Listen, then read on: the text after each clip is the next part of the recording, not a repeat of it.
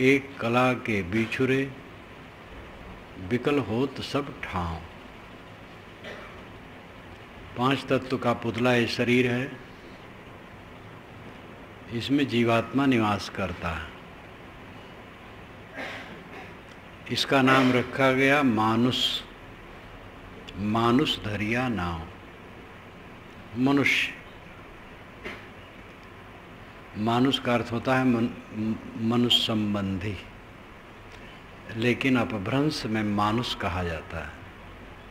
मानुष धरिया नाव, मनुष्य नाम धरा गया। लेकिन एक कला के बिछुरे बिकल होत सब ठाव। एक कला के बिछुड़ने से सब जगह वो विकल हो रहा है। मनुष्य का अर्थ है जो मननशील हो। मुनि मननशील, मनुष्य मननशील।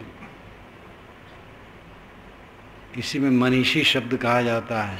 जो मननशील है वो मनीषी है, विवेकवान है। मनुष्य तो नाम धरा, लेकिन मनुष्यता नहीं है। मनुष्यता है मननशीलता। एक कला के बिछुरे बिकल होत सब ठाव। एक कला कौन कला है? कला गुण, विशेषता, वह है विवेक, परख। उसी के अभाव में सब जगह ये जीव दुखी होता है, बिलबिलाता है। भोजन पेट भर न मिले और दुख हो तो ये दुख सभी समझेंगे कि सार्थक है, अर्थयुक्त है। क्योंकि जब भोजन ही नहीं मिला तो दुख होगा ही। वस्त्र न मिले तो भी कष्ट होगा, कहीं रहने की जगह न मिले तो भी कष्ट होगा। लेकिन भोजन मिलता है, कपड़े मिलते हैं, सोने की जगह मिलती है और दुखी रहते हैं। क्यों दुखी रहते हैं?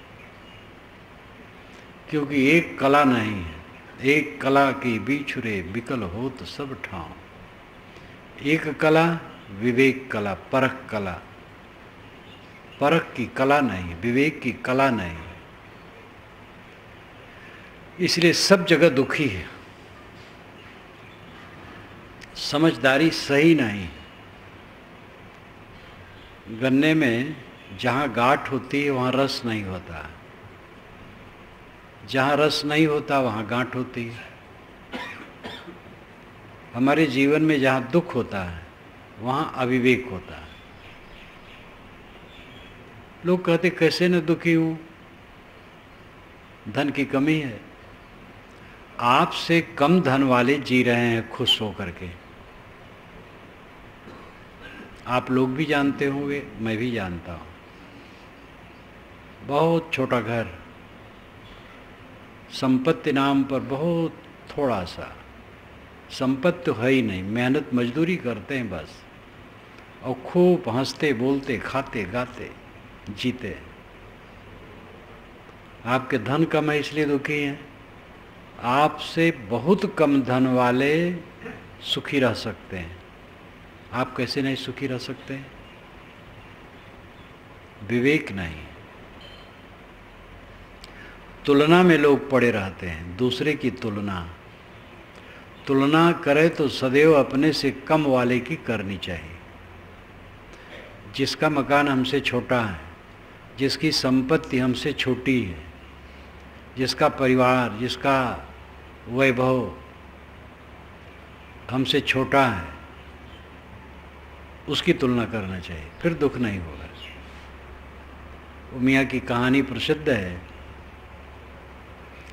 एक मियाँ मस्जिद नमाज पढ़ने जा रहे थे, गर्मी का समय था, ज्योति नहीं थी, चिलचिली बालू में पैर रखते बड़ा कष्ट होता, तो बारंबार ईश्वर को कोसते थे, ऐ अल्लाह मियाँ, तो मुझे इतना भी नहीं दिया कि मैं जूती पहन सकूं, तो इतना भी नहीं दिया। जब मस्जिद के सामने गए तो देखा एक आदमी जिसके दोनों पैर कटे हैं और वहीं पड़ा है, एक कपड़ा उसके सामने बिछा है, और कोई आता है दयाल तो कुछ पैसा वैसा छोड़ देता है उस पर, और उसी से वो गुजर करता है। तो उसने कहा, या ईश्वर, तूने मुझे पैर तो दिए, जूते नहीं दिए, नहीं दिए, इसके तो पैर भी नहीं। तब वहाँ उसको संतोष हुआ। भला गर्दिश फलक की चैन देती है किसी इंसान, गनीमत है कि हम सूरत यहाँ दो चार बैठे हैं। भला गर्दिश फलक की चैन देती है किसी इंसान, गनीमत है कि हम सूरत यहाँ दो चार बैठे हैं। गर्दिश की फलक, फलक की गर्दिश, फलक संसार, गर्दिश चक्कर, ये संसार का चक्कर किसको चैन लेने देता है? खुशी यह है कि हम ही नहीं, दो चार और लोग हैं, वो भी दुखी हैं, इसलिए अपना दुख हल्का है। हम ही दुखी होते तो तुम मर जाते फटफटा के।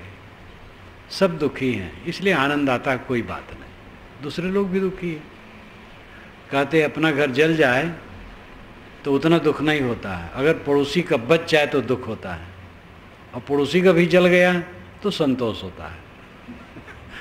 तो कहने वाला बहुत मज़ेदार ढंग से कहता है, भला गर्दिश फलक की चैन देती है किसी इंसान, गनीमत है कि हम सूरत यहाँ दो चार बैठे। शायद इंसा कवि हैं, इंसा नाम के, तो इंसा कवि कहते हैं, फलक की गर्दिश, संसार का चक्कर किसको चैन से रहने देता है? गनीमत यह है कि हमारी शक्ल में और लोग भी बैठे हैं दुखी, इसलिए संतोष होता है। तो ये संसार में गर्दिश तो है ही है, चक्कर तो है ही है, लेकिन उसमें दुखी होना अपना अविवेक है। एक कला के बीचुरे बिकल होत सब ठाव, सब जगह बिकल। गृहस्थ विकल तो साधु वेश धरने से कोई सकल हो जाएगा, वेश काम नहीं करे वो भी विकल रहेगा अगर विवेकी नहीं है तो। ये तो साधु गृहस्थ की दो मर्यादा है, और साधु से तो आशा ही की जाती है कि विरक्त हुआ तो सच्चा विरक्त होगा, और माना कि वो घर छोड़ा तो तुरंत दुखहीन तो पूरा नहीं हो जाएगा। घर छोड़ने का एक स्टेज है, एक स्तर है, समझ उसकी बनी, और सही दिल से जो छोड़ा, देखा देखी छोड़ने वाले का महत्व तो नहीं है, या और किसी कारण से जो विवेक से सही छोड़ा, बहुत बड़ी बात है। बड़े विवेकी तजत हैं संपत सुत पितु मातु, कंथा और कोपीन हूँ मुझसो तजी न जात। ये राजा भरतेहर कहते हैं। भरतेहर तो राजकाज छोड़ दिए थे, लेकिन सामान्य लोगों में अपने को मिला करके कहते हैं, सामान्य बन के कहते हैं। बड़े विवेकी तजत हैं संपत सुत पितु मातु। वे बड़े विवेकी होते हैं जो संपत्ति सुत पितु मात, परिवार धन दौलत छोड़कर विरक्त हो जाते हैं। मुझसे तो कंथा और कौपीन नहीं छोड़ी जाती, कंथा गुदड़ी, कौपीन लंगोटी। तो गृह त्याग विवेक से जिसका होता है बड़ा महत्वपूर्ण है, साधारण बात नहीं। लेकिन गृह त्याग से काम पूरा नहीं हो गया। जिस लिए गृह त्याग किया गया है वो काम करने वाला पूरा करता है। त्याग किया तो त्याग की पहली शर्त है कि ऐसे विवेकवान सद्गुरु के पास जाए जो पूर्ण पुरुष हों। पूरा साहेब से ये सब विधि पूरा होए, ओछे से नेह लगाए के मूलह आवे खोए। पूरे साहेब की सेवा करो। पूरा साहेब का मतलब है तृप्त पुरुष, जिसका बोध सही है और आचरण सही। पारक सिद्धांत कबीर पंथ में उसको बोध और रहनी कहते हैं। जिसका बोध सही और जिसकी रहनी सही, वो पूरा साहेब है। बोध यानी ज्ञान निर्भ्रांत है, उसे खोजना नहीं है। परमात्मा कहीं मिलेगा, लोक लोकांतर में होगा, पता नहीं कहाँ है। भगवान तो अदेख अलेख कहा जाता है, देखेंगे वो तो विषय ठहरेगा, तो उसका दर्शन क्या है समझ नहीं है। अच्छे अच्छे साधक भटकते हैं। ऐसे मिलने वाले साधक मुझसे कहते हैं, साधु वेश में हैं, वेश बड़ा सुंदर है, चंदन माला वेश बहुत सुंदर, लेकिन कहते हैं भटक रहा हूँ। और उनको समझाया भी नहीं जा सकता है। कोई सामने कहते भटक रहा हूँ, तो इतने में कैसे समझाया जाए। वह उदार हो करके, विनम्र हो करके समझने के लिए बैठे तो समझाया भी जाए। तो अच्छे अच्छे लोग हैं लेकिन बोध नहीं है, वो भटक रहे। बोध जिसको निर्भ्रांत हो, मिलना कुछ नहीं, बाहर से कुछ मिलना है ही नहीं।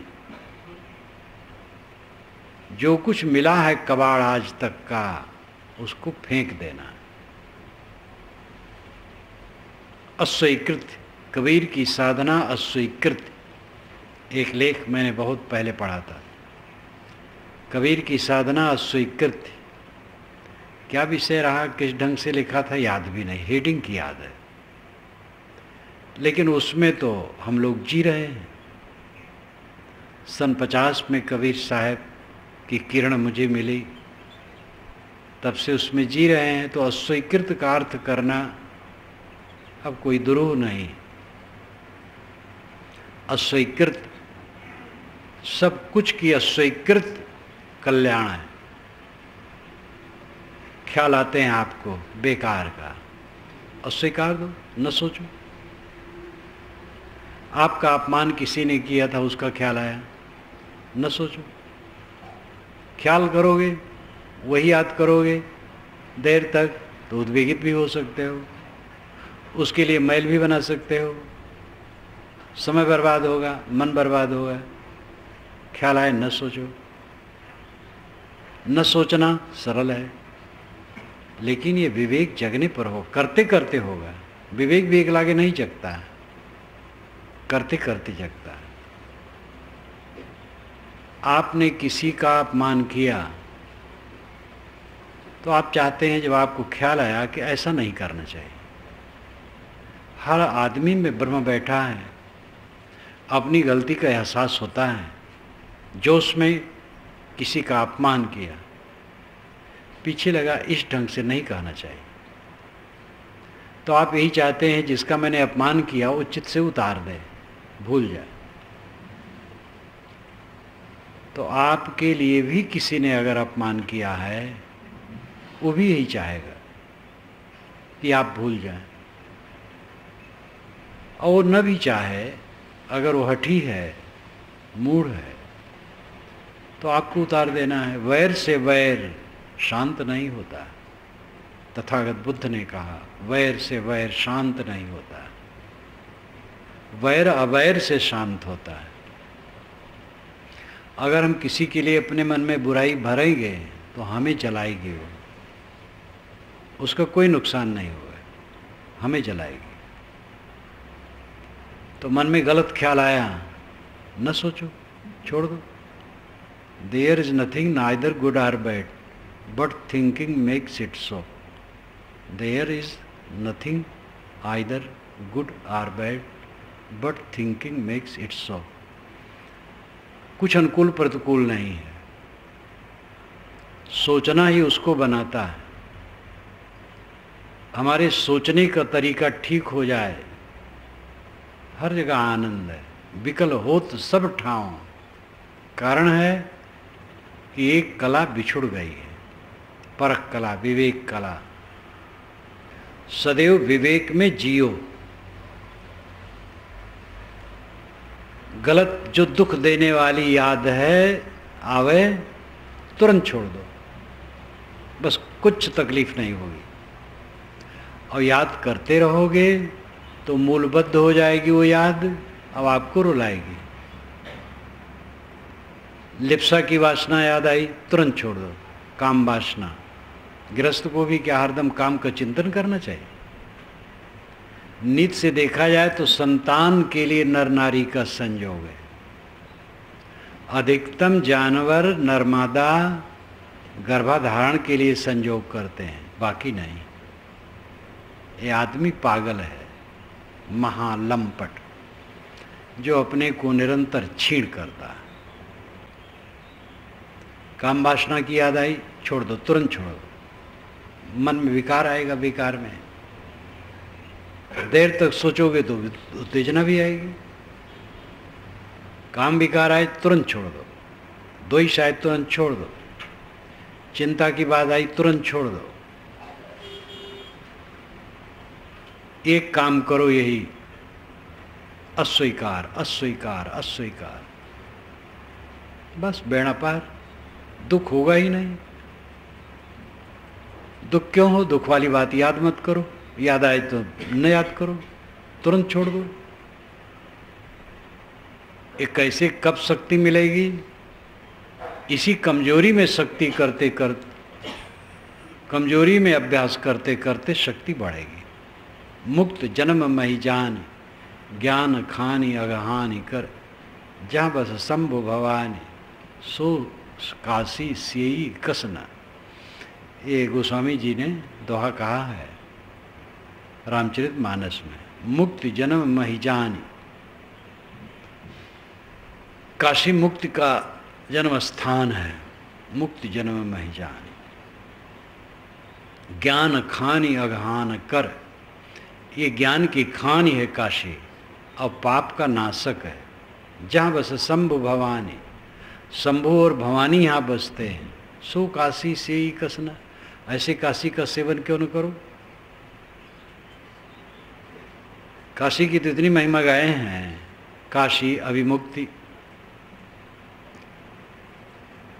आनंद, कानन, अनेक नाम दिया गया है। शिव काशी कैसी भई तुम्हारा जहूँ हो शिवलियो विचारी। इसके अर्थ में मैंने इसका खूब ऐतिहासिक खुलासा किया है। बीजक व्याख्या पढ़ो तो आप बहुत कुछ मानो पढ़ रहे हो। लेकिन मुक्ति जन्म मही जान, ज्ञान खानी अगहानी कर, मैं अपने ढंग से इसमें अर्थ लेता हूँ। मुक्ति जन्म मही जाने, माया ही समझो। मुक्ति का जन्म माया से ही होता है। माया है मन का मोह, उसी में बाका फारो। ये नाथा भाई से मैंने बाका पढ़ा था, वो कई बार कहे बाका फारना है, रास्ता निकालना है, बाका में उसी में फारो। माया में हो, मुक्ति का रास्ता उसी में बनाओ। कम माया से बचोगे। भोग में योग सिखावे, संतोषो सदगुरु मोहि भावे, जो आवागमन मिटावे। उसी में आया है, भोग में योग सिखावे। गुरु भोग में योग सिखाता है। तो कई गृहस्थ महंत कहते, देखो कबीर साहब कहते भोग में योग सिखावे। भोग क्या करे, योग बन जाएगा। तो उनके अर्थ की बेईमानी है। भोग में योग सिखावे करता है, भोगी जीव को योग सिखावे। योगी को क्या योग सिखाओगे? योगी तो योगी है ही है। जो भोगी जीव हैं, डूबे हैं माया मोह में, उनको योग सिखाता है गुरु। माया ही से मुक्ति का जन्म होता है।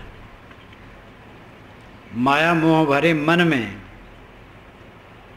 विवेक जगाना है। अनपढ़ को ही पढ़ना है। पहले अध्यापक बताता क माने कबूतर, ख माने खरगोश, ग माने गणेश, घ माने घर, ङ माने कुछ नहीं। तो एक चित्र बना करके उसके आधार पर वर्णमाला परिचय कराता है। बच्चों की संवेदना शक्ति ज़्यादा होती है, चित्रों से वो समझते हैं और वही बच्चा आगे विद्वान हो जाता है। अविद्या में से ही विद्या निकालना है, बंधन में से ही मोक्ष निकालना है। माया ही से मुक्ति की डगर निकलती है। मुक्ति जन्म में ही जाने। मुक्ति का जन्म माया ही से समझो। तो माया का मतलब है मन में माया मोह है, लेकिन बात समझ में आई। मैं पारक सिद्धांत को थोड़ा थोड़ा जानने लगा था, तो हमारे गुरुजी के श्रेष्ठ शिष्यों में एक थे गुरलगन साहब, जिनको मोटे साहब भी कहा जाता था। वे बड़े लहरी थे, ठीक से खाने लगें तो 1 महीना में मोटे हो जाएं। बस और कुछ नहीं, कोई घी दूध नहीं, बस रोटी दाल ही थोड़ा बढ़ा दें, बस 1 महीना में मोटे हो जाएं। पतला करना चाहे घटा दे, बस पतले हो जाएं। उनका शरीर ऐसा रहा है, गोरा गोरा दिव्य, खूब तगड़ा। और फिर पतला करना चाहे तो घटावें, तो गिन के रोटी खावें। पहले दाल में रोटी तोड़ के डाल दें, 1 कटोरा बड़ा रखें और खाएं, मोटे हो जाएं कुछ दिन में। घटाना चाहें तो 1-1 रोटी घटाएं, और फिर ऐसा खावें कि बस 2 रोटी, बस 15 दिन में घट जाए। एक बार बढ़ारा आश्रम में कुएं के जगत पर लेट गए उताने और पेट पचाए, तो कहे देखो तो भैया अब पतला हो गया हूँ ना। बड़े मनोरंजनी रहे। तो वैसे सब नहीं कर सकते हैं, उनका शरीर ऐसा था। अपने में बल है, जिधर हैंडल घुमा दो गाड़ी उधर चली जाएगी। अपने को पतला कर दें, अपने को मोटा कर दें। तो वो मोटे साहब गुरलगन साहब पहला परिचय हुआ। एक सज्जन यहाँ थे, मैं गया दर्शनार्थ। पारक सिद्धांत ठीक से नहीं जानता था तब, लेकिन समझने लगा था, श्रद्धा हो गई थी कि ये चीज़ बढ़िया है। तो उनसे व्यवहारिक प्रश्न किया, साहब विषय वासना का त्याग जरूरी है, लेकिन वो मीठी लगती है। तो उन्होंने कहा बेटा, बिच्छू को सब जानते हैं कि छुएंगे तो डंक मारेगी, कोई नहीं छूता है। इसी प्रकार जब जान लोगे तो बिल्कुल बचे रहोगे। ये प्रमाण उन्होंने दिया। पहली बार ये प्रमाण सुना। जो गलत चीज है उसको बिच्छू की तरह समझ लो, कैसे नहीं छूटेगा। कला है विवेक परख, वो कला गायब है, छिपी है वो कला।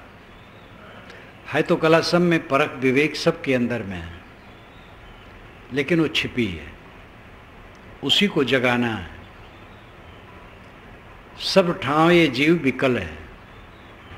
आप ये विश्वास करो, अगर पेट भर भोजन मिल जाए और तन ढकने कपड़े और सोने की जगह, इसके बाद अगर कोई दुखी है तो पाप से अपने दुखी और कुछ नहीं। वो पाप है अविवेक। कितनी बहानेबाजी करो, अविवेक। क्या करें, हमारे लोग ऐसे हैं कि हमें परेशान करते हैं। बड़े खराब लोग हैं साथी लोग। शरीर में रोग है, धन की कमी है, अपमान हुआ है, भरी सभा में मेरा तिरस्कार किया गया, बारंबार मन खटकता है, मेरा प्यारा मर गया, दिमाग में वही आ जाता है। सब दुर्बलता है। जो मर गया है रो करके उसको जिला नहीं सकते हो। भरी सभा में आपका अपमान किया है, अपमान करने वाला वो दुखी हो। आप क्यों दुखी हो? आप अगर किसी का अपमान किए हो तो आपको दुखी होना चाहिए, और उसमें भी दुखी न हो करके सोचो ऐसा कभी नहीं करूँगा। अब आपका अपमान किसी ने किया है तो आपको दुखी होने की जरूरत। जो अपमान किया वो दुखी हो, उसने पाप किया है। क्योंकि गलत आदमी का भी भरी सभा में अपमान नहीं किया जाता। सज्जन अपमान नहीं करता, उसको रास्ता दिखाता है, अगर वो मानता है तो, नहीं तो चुप रहता है। भरी सभा में अपमान नहीं किया जाता है किसी का, डांटा भी जाता है तो अकेले में। भरी सभा में हमारा अपमान किया, अब उसको लेके दुखी है।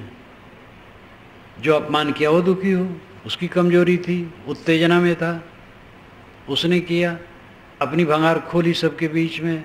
हमें तो गाली मिली, हमें क्या नुकसान हुआ? उसमें हमारा प्रायश्चित हुआ, हमें सुधरना चाहिए। किसी भी घटना को लेकर के हम दुखी हैं तो एक कला के बिछुड़े हैं, विवेक कला नहीं, समझ सही नहीं। जितना धन हो उसी में खर्च करने का एस्टीमेट बनाओ, वैसे तैयारी करो।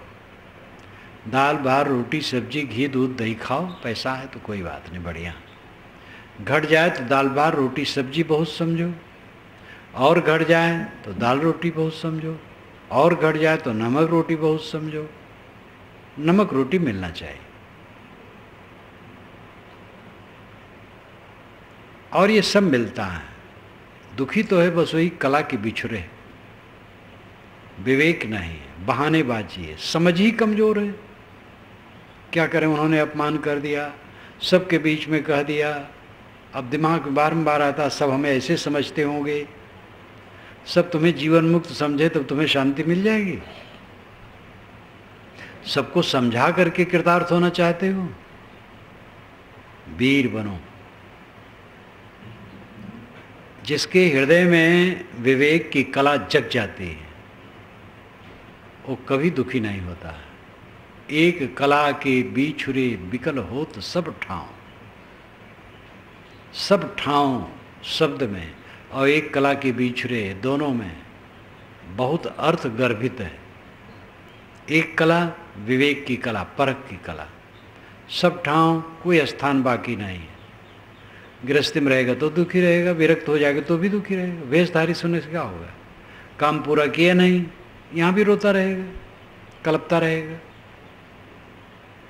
ज्ञानी कहलाएगा, बड़ा प्रवचन करेगा, बहुत लिख दे, लेकिन अपना मन कच्चा है तो दुखी रहेगा। लिखना काम नहीं करेगा, बोलना काम नहीं करेगा। ज्ञानी विद्वान नेता, अब ज्ञानी तो सबसे बड़ा पद है, जब वही दुखी नेता होता तो बेचारे उनका रास्ता है दुख का। लेकिन नेता बड़े वज्र होते हैं, वे हारते हैं फिर भी दुख होते हुए दुखी नहीं होते, बड़े साहसी होते हैं। मुझे लोगों ने बताया अखबार पढ़ करके, मायावती तो विजयी हुई, आप जानते ही हैं, पूरा एकदम कल्पना लोगों की नहीं थी इतनी विजयी होगी। लेकिन मुलायम सिंह भी शपथ ग्रहण करते समय मौजूद थे, जो कि बेचारे हार गए। पार्टी उनकी हार गई, बहुत बुरी तरह से हारी, लेकिन साहसीन नहीं हुए। वहाँ गए, वहाँ खड़े रहे, बैठे रहे। तो नेताओं को बड़ा साहस होता है। एक तो बड़ा बहुत मज़ेदार बात एक सज्जन कह रहे थे, साहब नेता बहुत दिन जीते हैं क्योंकि ये पत्थर हो जाते हैं सहते सहते इसलिए अपमान को डरते नहीं और सहते रहते हैं, इसलिए इनका हृदय बड़ा मजबूत हो जाता है, इसलिए बहुत दिन जीते हैं। तो विकल हो तो सब ठाव, सब जगह जीव दुखी हो रहा है, बिलबिला रहा है, हरदम दुख, हरदम दुख, हरदम दुख, और रो रहा है। सब बहानेबाजी, मूर्खता, इसकी वज्र मूर्खता। दुखी होने कोई जरूरत नहीं। लौकिक आवश्यकता मुख्य है पेट भरना। आप कहेंगे वाह, पेट तो जानवर भी भर लेते हैं, मनुष्य के लिए पेट है। लड़की की शादी करना है, लड़का की शादी करना है, लड़के के लिए घर बनवाना है, लड़के के लिए चिंता है उसका व्यापार बट्टा कैसे चलेगा, इसलिए दुखी है। दुखी होने क्या है, जो समय है वो ऐसा काम करो, वो अपने आप होगा। फुटपाथ पर खेलने वाले बच्चे भी जीते खाते हैं। आप तो मकान में हैं, आपकी निश्चित आमदनी है। मजदूरी करने वाले रोज रोज कमाते हैं और रोज खाते हैं, और उनके बच्चे भी जीते खाते हैं, हंसते बोलते हैं। आदमी अपने को परिवेश में इतना बांध लेता है, उसकी अहंता ममता इतना कर लेता है, एक मर्यादा का बंधन बना लेता है कि आगे वो सोच नहीं पाता है। एक सज्जन की गाड़ी कार निकाले तो वो थोड़ी बिगड़ी 10 कदम चले फिर रुक जाए, तो वह धोती पहने थे, एक बनियाई पहने थे बंडी, और उसी में वो बैठ करके उसको चलाने लगे। ड्राइवर से कहे तो ढकेल, तो ढकेलते ढकेलते ले गए, और उसको चाहें कि स्टार्ट हो चले, तो कोई 200-300 गज दूरी तक सड़क में ठेल ले गए। अपना स्वयं गाड़ी में बैठे थे। अंत में गाड़ी बनी नहीं, एकदम रुकी गई। अब उनको घर आना था, तो 300 गज की दूरी से उनको धोती और बंडी में आना बहुत लज्जा लगी। ये साधारण धोती पहना हो, बंडी पहना हो, बस कैसे सब सड़क में जाऊं। उसमें तो गाड़ी में बैठे थे, नौकर ठेल रहे थे और वह ड्राइव कर रहे थे। अब आशा थी अभी स्टार्ट हो जाएगी, नहीं स्टार्ट हुई, और ले गए 300 मीटर तक घसीट कर। अब पक्का हो गया कि ये चलेगी नहीं, तो अब कैसे घर आए। तो गाड़ी में बैठे, नौकर से कहे भाई कोई टैक्सी ला। नौकर हंसने लगा, कहा साहब 300 मीटर थोड़ी सी दूर। अरे कहे चुप बेवकूफ, ये कैसे चलूँ ऐसे धोती और बंडी पहन करके।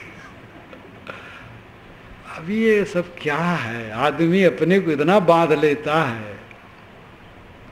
तो दूसरी टैक्सी नौकर लाया, तो उससे निकल के उसमें बैठे तब घर आए। हमें जो कुछ मिलता है उसी में हम अपने को बांध लेते हैं, इसको मानते हैं मर्यादा। और इतनी मर्यादा मर्यादा मर्यादा करते, बस मर्यादा भोगते हैं, दुख भोगते हैं, जीवन भर दुख भोगते हैं। मर्यादा में है दुख भोगते हैं।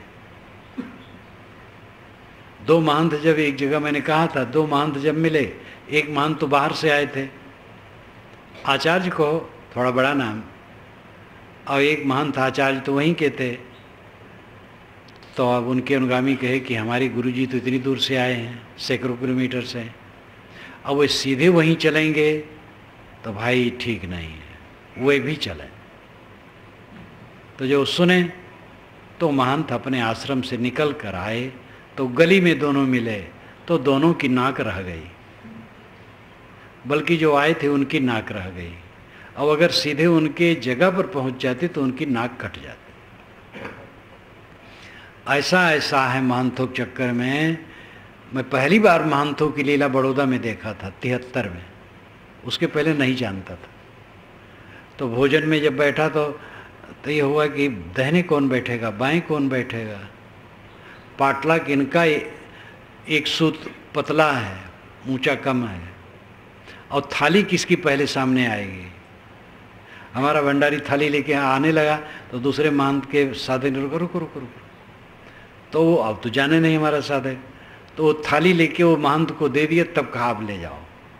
और ये सब भेद हम लोगों को पता ही नहीं कि थाली पहले आ जाए वो बड़ा है, दहने बैठे वो बड़ा है, जिनका पाटला एक सूत ऊंचा हो वो बड़ा है। ये नाटक पहली बार मैंने बड़ौदा में देखा, सन 73 में। तो इसीलिए साहब ने कहा है, भेष भुलाना कान।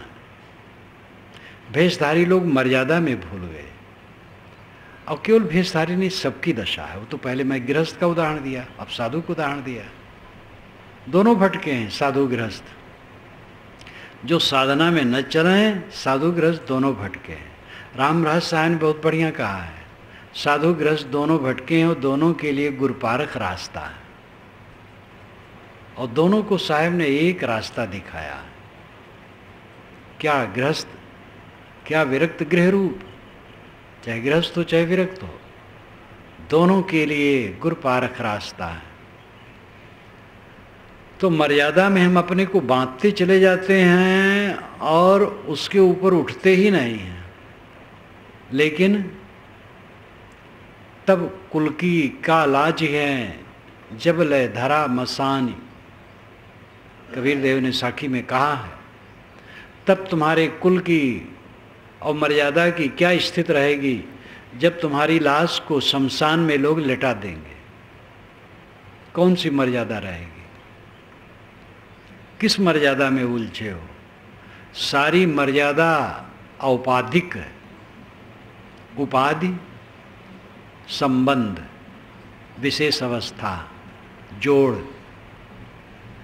आत्मा से जो कुछ जुड़ता है सब उपाधि है, जोड़ है, नकली वेश है, छद्म वेश है। और उसमें अपने को इतना बांध लिया कि दुखी होने लगे। यही भ्रम है।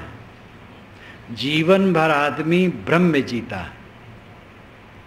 भरम बढ़ा तेहु लोक में, भरम बढ़ा सब ठाव, कहीं कबीर पुकार के तुम बसे भरम के गांव।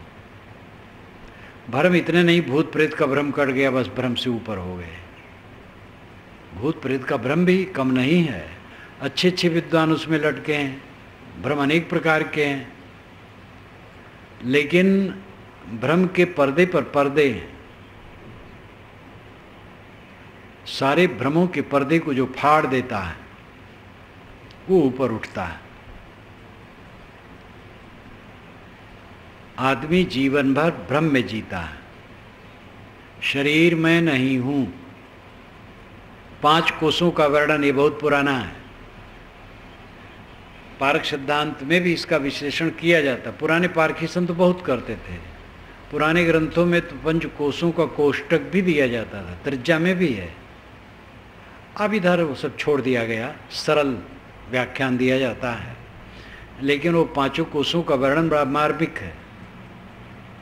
जैसे 5 डिब्बे के अंदर में एक हीरा रखा हो, क्रमशः छोटे डब्बे होते गए 5 डब्बे के अंदर, वैसे 5 कोषों 5 म्यानों के अंदर ये आत्मा रूपी हीरा है।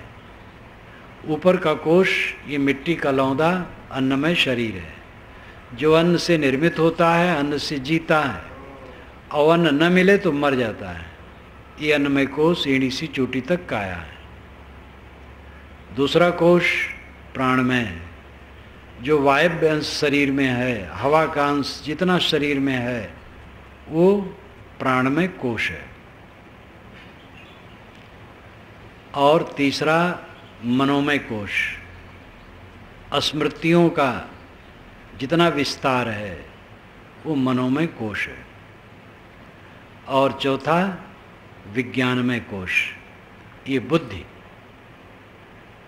का क्षेत्र है, जहाँ पर सारे ज्ञान विज्ञान का संग्रह है, वो बुद्धिमय कोष। और अंतिम आनंदमय कोष, अनुकूल प्राणी पदार्थों और परिस्थितियों के मिलने पर जो आनंद आता है वो आनंदमय कोष। विवेकवानों ने सदा बताया कि इन कोषों से आप अलग हैं। वेदांतियों ने भी कहा, पारखियों ने भी कहा, सभी ने कहा आप अन्नमय कोष स्थूल शरीर नहीं, आप प्राणमय नहीं, मनोमय नहीं है, विज्ञानमय बुद्धि कोष भी नहीं है, आनंदमय सुखानुभूति जो होती वो भी आप नहीं है। तब फिर क्या आप हैं? सामान्य आदमी तो घबरा जाएगा, फिर तो मैं कुछ नहीं हूं। लेकिन ये सब को जो जानता है वो आप है। इनमें जोड़ जोड़ करके विकल हो तो सब ठाव, जोड़ जोड़ करके जीव सब जगह विकल होता है। देह की सूरत में विकल होता है। कितने लोग क्या कहें, हमारी आंखें तो छोटी हैं। अब आंखें बड़ी कैसे, ऑपरेशन से भी बड़ी नहीं होगी। किसी के हाथ छोटे हैं, किसी गाल पिचका है, क्या करें। बाल पक जाते हैं, बहुत रोना होता है, तो लोग दवाई लगा के काला कर लेते हैं। उधर काला करते, उधर नीचे से उजला निकलता है। काला करते रहे तो इज्जत रहती, नहीं तो उजला उजला दिखता है, तो न इधर में न उधर में, और भड़े हर। इसलिए समझदारी नहीं है काला वाला चक्कर में पड़ना। उजला होने तो बढ़िया है। अगर जवानी अवस्था में किसी के बाल पकें तो और बढ़िया है, पकने दो। 2 लाभ है, जवान है ये लाभ है ही है, और बाल पक गए तो बुजुर्गानी का लाभ मिलेगा। जहाँ जाओगे बाबा मानेंगे लोग, आदर देंगे। तो 2 लाभ है, उसको काला क्यों करे। एक सज्जन तो बिहार में मिले, आचार्य परशुराम चतुर्वेदी के पुत्र या पौत्र के दामाद, अभी भी हैं, वो भी विद्वान हैं। तो बातचीत हुई तो उम्र की बात आई, तो मैंने कहा आपकी क्या उम्र।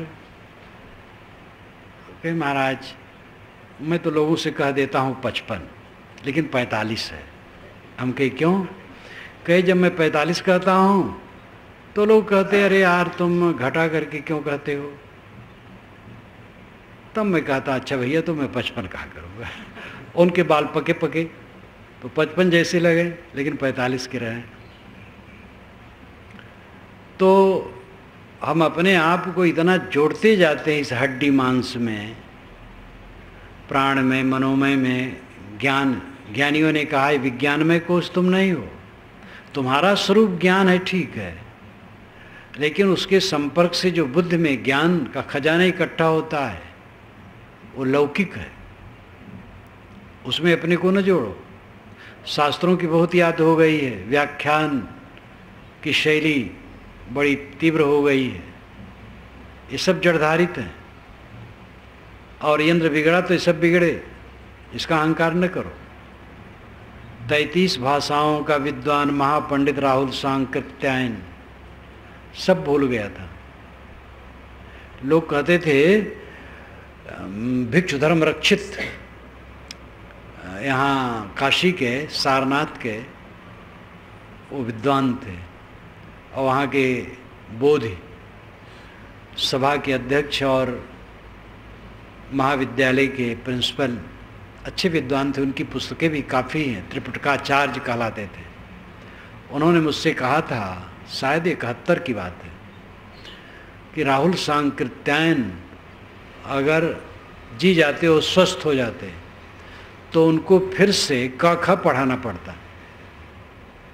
और 33 भाषाओं का ज्ञाता था, 150 पुस्तकें करीब करीब उसकी होंगी अनेक विधाओं पर।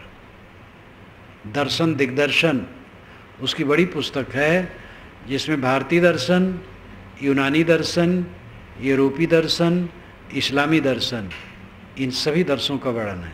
संस्कृत में जैसे धुरंधर, अरबी में वैसे धुरंधर, तिब्बती में वैसे, 33 भाषाओं का ज्ञाता, लेकिन लिखा उसने हिंदी में। संस्कृत उसकी बड़ी प्रौढ़ थी, लेकिन संस्कृत में समझा लिखूंगा तो लोग समझेंगे नहीं। उसको अंतिम में विस्मृत का रोग हो गया, सब भूल गया। इसलिए ज्ञानी कहते हैं विवेकवान कि ये शरीर का ऐश्वर्य, नाम रूप, गुणकर्म, स्वभाव सब तुम्हारा नहीं है। अपने को क्यों इसमें जोड़ते हो, जोड़ जोड़ करके दुखी होते हो। खुश रहो, सदैव मन को देखो, खोट कर्म से अपने को बचाओ। चोरी न करो, व्यभिचार न करो, हत्या न करो, झूठ न बोलो, कपट छल न करो, किसी को धोखा न दो, किसी का अपमान तिरस्कार न करो, मीठे वचन का प्रयोग करो। गलत लोग हैं उनको भी मीठे वचनों में रास्ता दिखाओ, नहीं मानते हैं तो अलग हो जाओ, अपने को न उलझाओ, विवेक से रहो। जीवन ऐसा जियो कि दुख न हो, यही मनुष्य की विशेषता है। लेकिन इसके लिए आदमी ये समझता है जब खूब धन का ठाट हो जाएगा तो दुख नहीं होगा, ये महाभ्रम। धनी को देखो, खुशी के कैद खाने में हुस्न की आग जलती है, ये निर्मल साहब की पंक्ति है। इस समय निर्मल साहब की वाणी का मैं मनन करता हूँ, जो मेरी प्रथम पुस्तक थी। 50 शायद हो, सन 50, ठंडी का टाइम, इतने टाइम होगा। भगवती प्रसाद पाठक,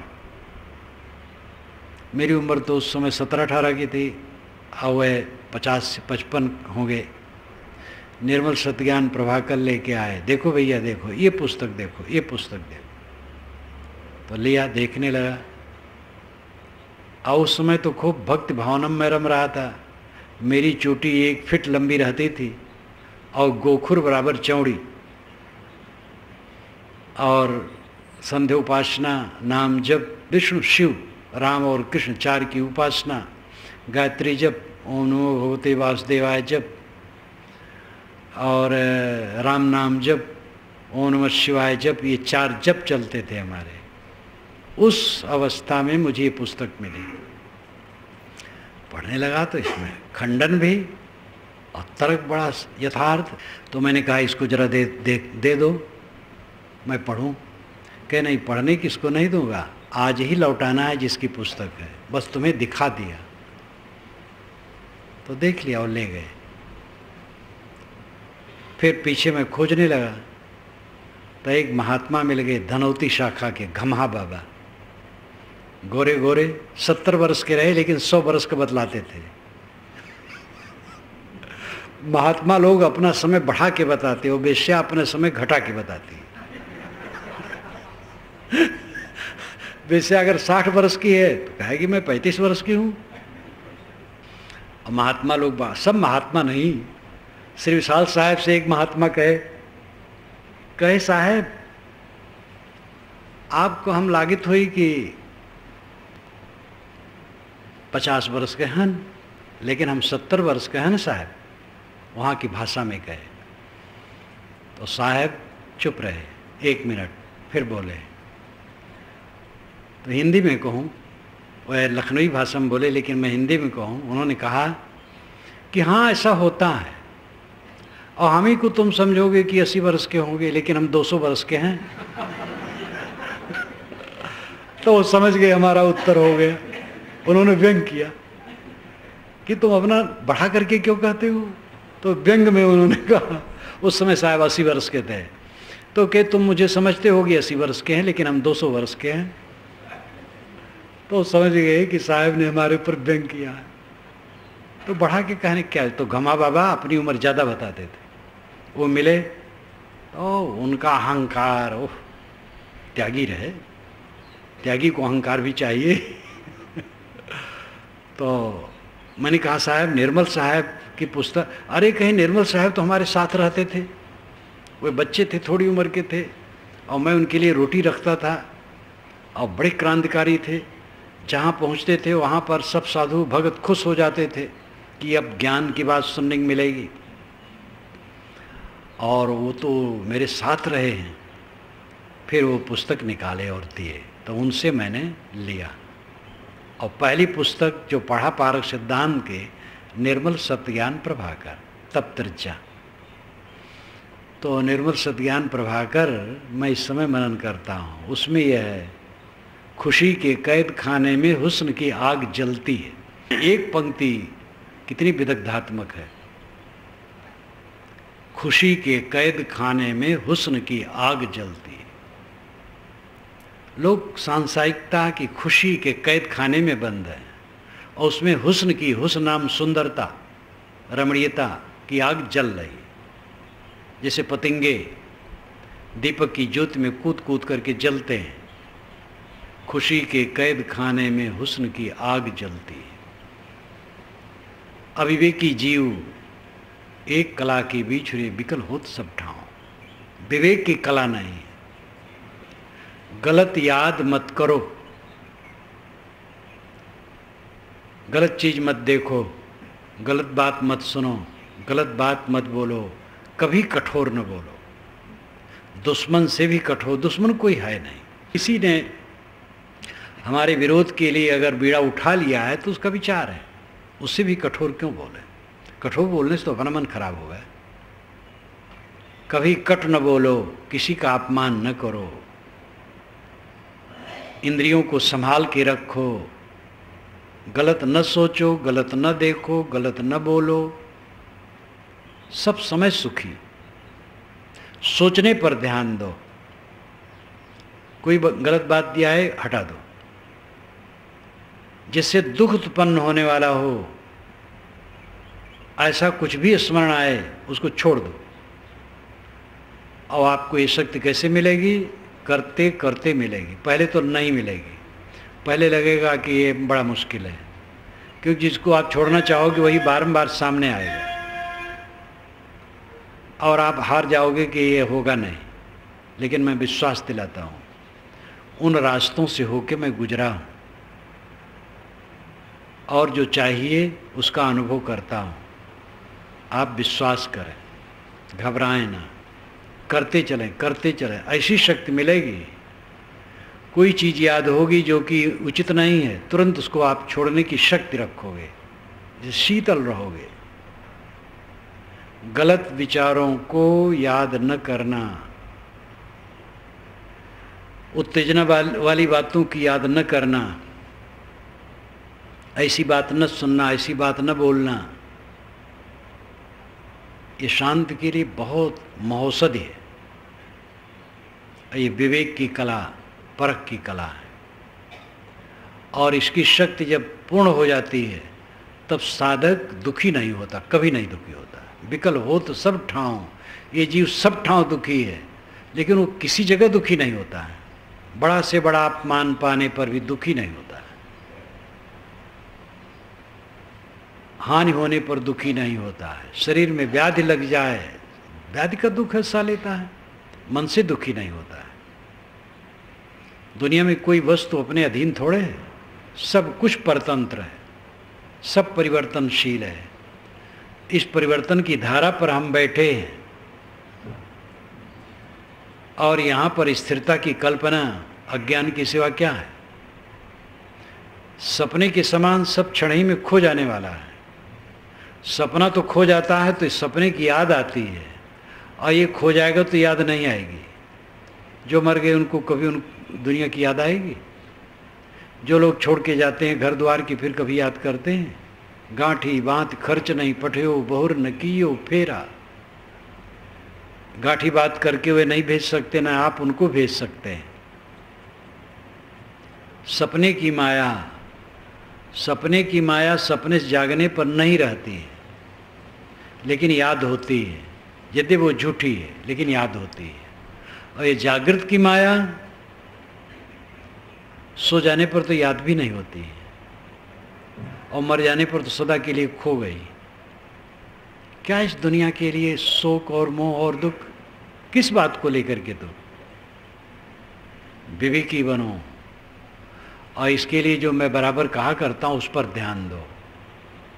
रोज अकेले में दिन में 1 बार 2 बार 3 बार 4 बार अकेले में बैठो, ज्ञान के ग्रंथों का अध्ययन करो, चिंतन करो, ध्यान करो, सोचो, देखो अंदर में क्या कमजोरी है। उस कमजोरी को दूर करने के लिए संवेदनशील हो करके तत्पर हो, और एक स्वर से काम करो। देखो थोड़ी देर में कितनी सुवस्था हो जाएगी। आनंद कंद आनंद सागर बसे आनंद अटारी, सो जन सदा आनंदा। ये केवल प्रशंसा में नहीं है। अब की पुरिया जो निर्वारे सो जन सदा आनंदा। साहिब कितनी करुणा से कहते, दादा भाई बाप कलेखों चरण हुई हों बंदा। अब की पुरिया जो निर्वारे सो जन सदा आनंदा। मैं तुम्हें दादा कहता हूँ, बाप कहता हूँ, भाई कहता हूँ, तुम्हारे चरणों की गुलामी करने की तैयार हूँ। मेरी बात मान लो। अब की बार पुरिया अगर खोल दो तो सदा के लिए आनंदित हो जाओगे। कितना कथन बढ़िया है, शैली बढ़िया है, शब्द सरल हैं, और कितना उदात्त विचार है, कितना कोमल हृदय है सदगुरु का।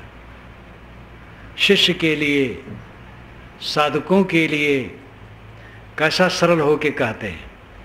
पाखंडियों के सामने साहब कठोर कहते हैं। डॉक्टर हरिहर प्रसाद द्विवेदी ने कबीर पर जो लिखा है विदग्धात्मक लिखा है, उनकी भाषा विदग्धात्मक है। तो उन्होंने लिखा है कि पाखंडियों के सामने उग्र, भक्तों के सामने विनम्र, कुसुमादप कोमल, वज्रादप कठोर। फूल से भी कोमल, वज्र से भी कठोर कबीर का व्यक्तित्व था। खंडियों के सामने कठोर हो जाते थे, खूब फटकारते थे, और भक्तों साधकों के सामने विनम्र। कहें कबीर जो अब की बूझे सोई गुरु हम चेला। किसी ने कहा है? केवल कबीर ने कहा है। जो लोग मानते हैं कबीर तो अहंकारी थे, यही अहंकार है। अहंकारी नहीं थे। पाखंडियों को फटकारा है, एक सत्य को काट काट करके देखने वालों को फटकारा है, मिथ्या दम्भ फैला करके, चमत्कारी बात फैला करके दादागिरी करने वालों को फटकारा है। और वो बहुत विनम्र थे। कहीं कबीर जो अब की पूजे सोई गुरु हम चेला, अब की जो समझ ले वो गुरु है, मैं चेला बनने के तैयार हूँ। तो दादा भाई बाप करे को चरण नहीं हो बंदा, अब की पुरिया जो निर्वारे सोजन सदा आनंदा। अब की बार पुरिया का निर्वार कर दे, पुरिया पुड़िया गठरी, अब की बार गठरी खोल दे, गांठ खोल दे, सारी अहंता ममता को चूर्ण कर दे। नामे नास्मिना हम, ये सांख्य वचन है सांकारिका का। एवं तत्वाभ्यासान नास्मिना में नाहमित्य परशेषम अविपर्जयाद विशुद्धम केवलम उत्पद्यते ज्ञानम। एवं तत्वाभ्यासात, पहले स्वरूप ज्ञान की बात कही गई है, तो उसी को लेकर के ऋषि कहते हैं एवं इसी प्रकार तत्वाभ्यासात, आत्म तत्व के अभ्यास से नास्मि नामे ना हम अवस्था आ जाती है। मैं करता नहीं, मैं भोगता नहीं, मेरा भोक्तृत्व कर्तृत्व नहीं, मैं तो असंग आत्मा हूँ। एवं तत्वाभ्यासात नास्मि नामे ना हम इति परशेषम, तो अपरिशेषम, कुछ नहीं रह जाता है, सब बंधन खत्म। आत्म तत्व का अभ्यास हुआ, आत्मा बिल्कुल असंग है, मैं करता नहीं, भोगता नहीं, मेरा कर्तृत्व भोक्तृत्व नहीं, असंग शुद्ध चैतन्य। तो अपरिशेषम, पूरा का पूरा समाप्त, बंधन खत्म।